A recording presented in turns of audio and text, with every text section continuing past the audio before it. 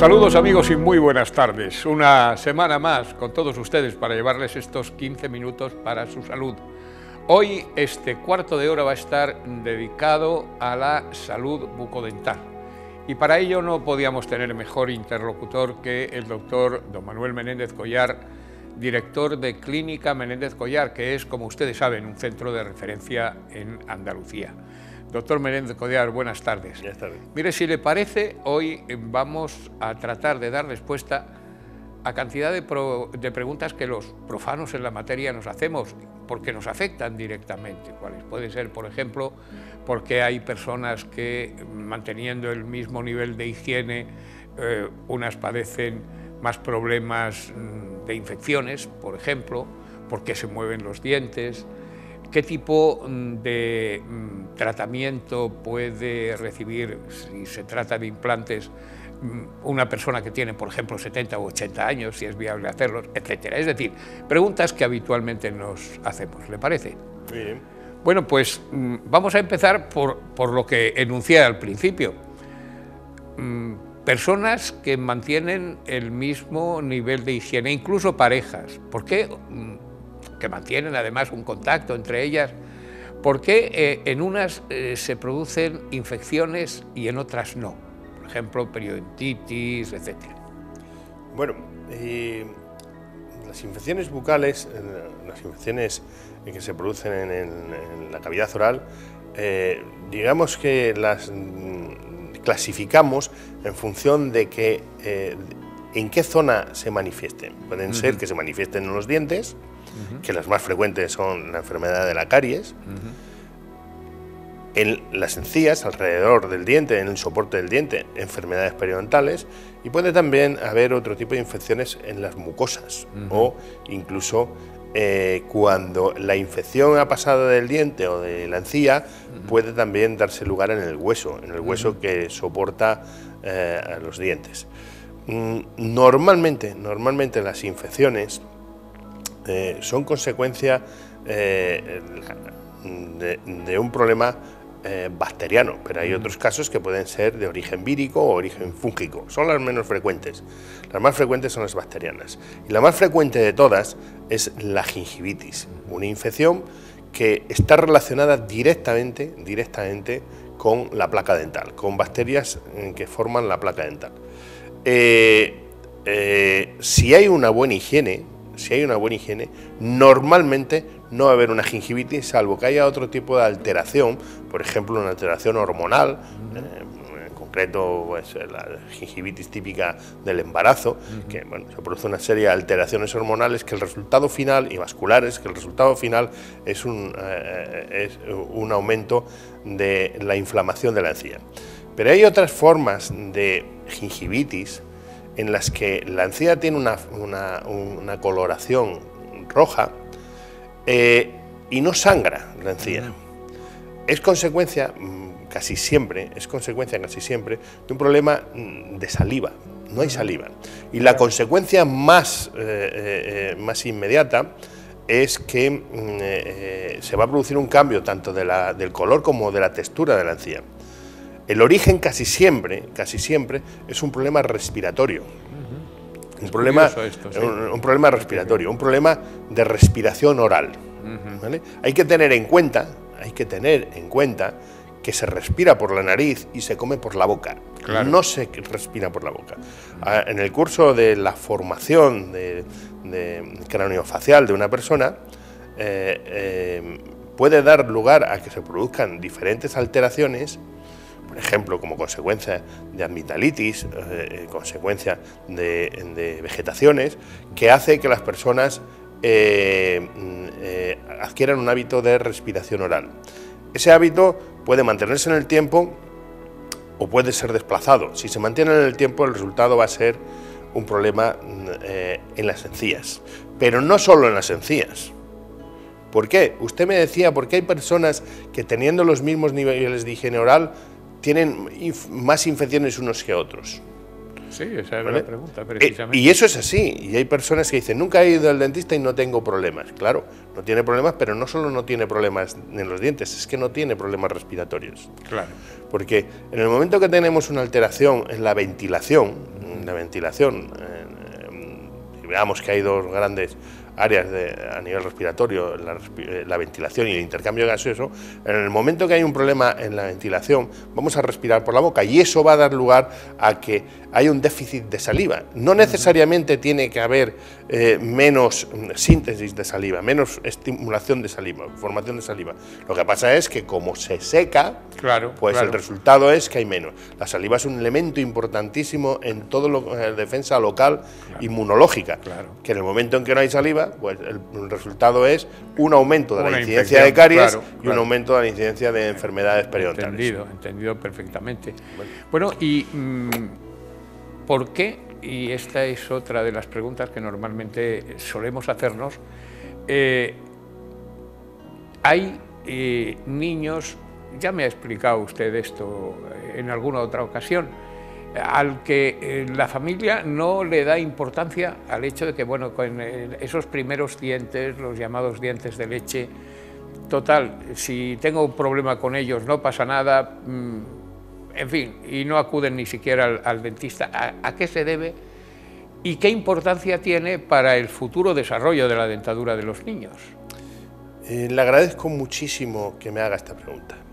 Esta es una cuestión, digamos, que va a marcar la diferencia en que una persona, cuando sea adulta, pueda tener problemas importantes a nivel oral o que no los tenga.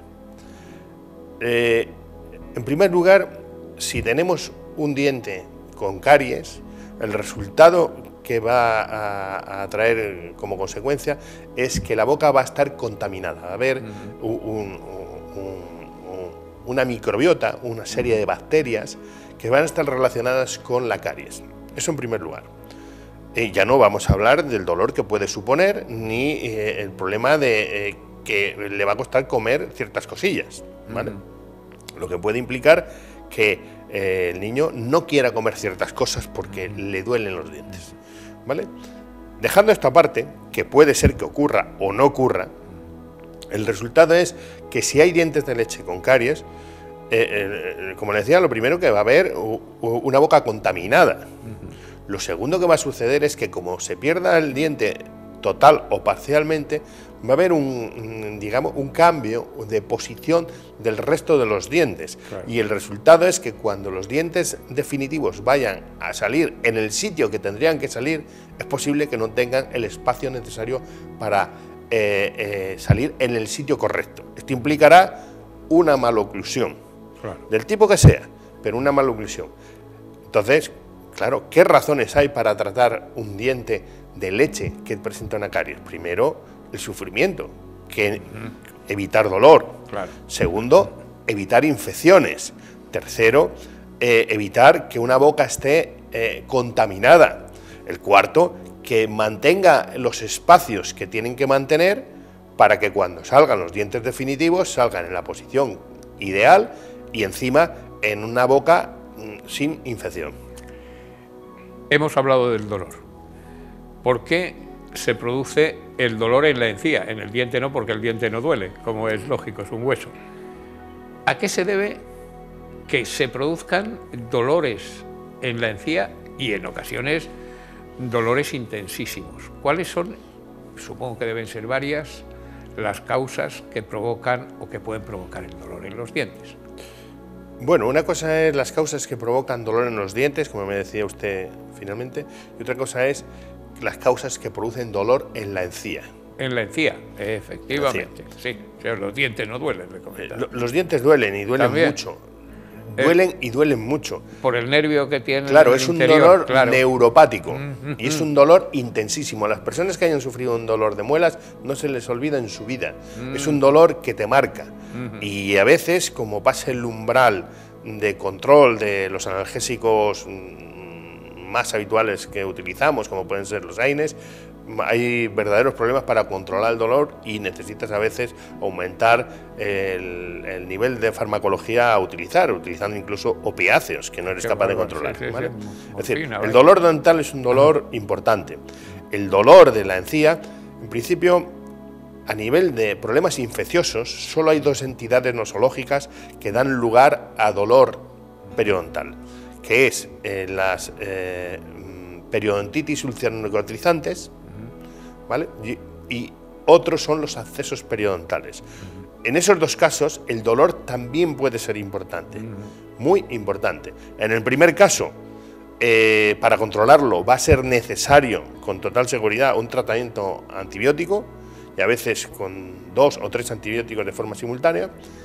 Y si la persona tiene un problema de inmunosupresión, puede llegar a tener problemas importantes. Y en el segundo caso, en el caso de abscesos periodontales, va a requerir también tratamiento antibiótico, además de analgésico, como en el primer caso, de antiinflamatorio, y son, en principio, relativamente fáciles de identificar y de controlar. El problema son casos en los que los pacientes te dicen que les duele la encía y no hay un proceso infeccioso, ni hay un proceso en el diente. En esos casos hay que evaluar dos aspectos de forma muy precisa. Uno es si hay alteraciones musculares como consecuencia de que el paciente esté apretando tanto con la lengua como con los dientes, y dos, que no pueda haber un proceso dentro del hueso de origen oncológico que esté dando lugar a ese dolor. Hay que descartar dentro del dolor periodontal estas dos cuestiones. La primera es muy frecuente que acudan diciendo me duele la encía, y el problema no está en la encía, está en la inserción muscular. Claro. Y el segundo es muy importante por la repercusión para la calidad de vida y la vida de la persona. Estoy mirando la hora porque me indican que estamos prácticamente al límite, se nos quedan cantidad de cosas en el tintero que, si le parece, las desarrollamos en un próximo programa. Pero no quería yo cerrar este espacio sin preguntarle algo que parece elemental.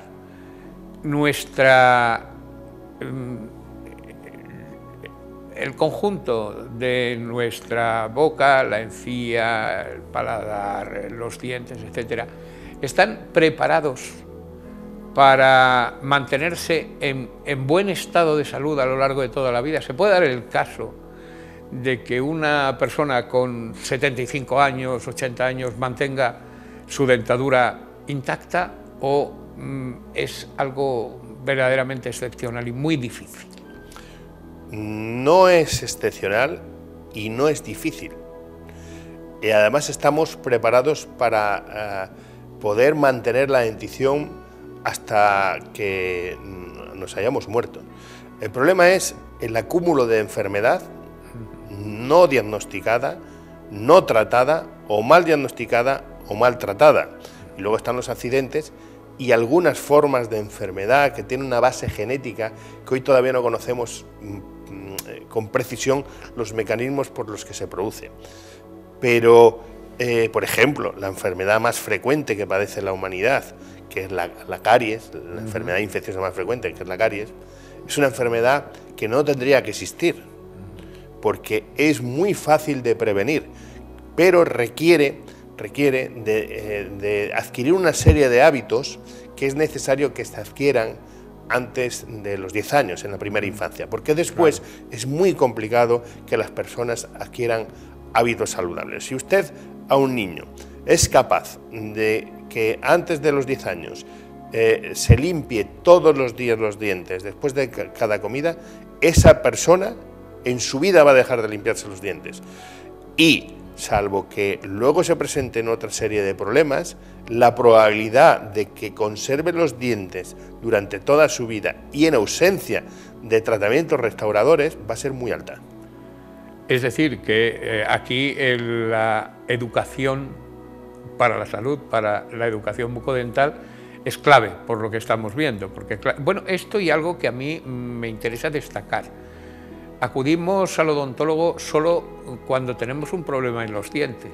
A lo mejor, digo yo, sería conveniente que, si mantuviéramos los hábitos higiénicos a que hacemos referencia y que al menos una vez al año acudiéramos al odontólogo precisamente para prevenir la aparición de esas enfermedades que nos van a hacer que en un momento determinado nos desaparezca una pieza dental, por ejemplo, podríamos evitarlo, y desde luego que sí podríamos llegar con más seguridad a edades avanzadas sin ningún problema bucodental, cosa que yo creo que muy pocos ciudadanos consiguen.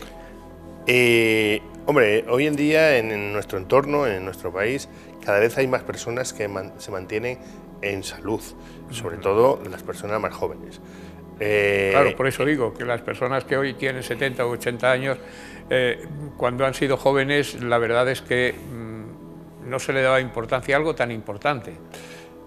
Bueno, no se le daba importancia, no había el conocimiento que existe hoy, no había los medios económicos que existe hoy, ni tampoco la disponibilidad de profesionales que existe hoy en España. Es verdad. ¿Vale? Es decir, cuando hablamos de medios hay que hablar de todo, hay que hablar de medios económicos y de medios humanos y de recursos y capacidades. Hoy en España posiblemente tengamos unos niveles de odontología más altos, de los mayores estándares a nivel mundial.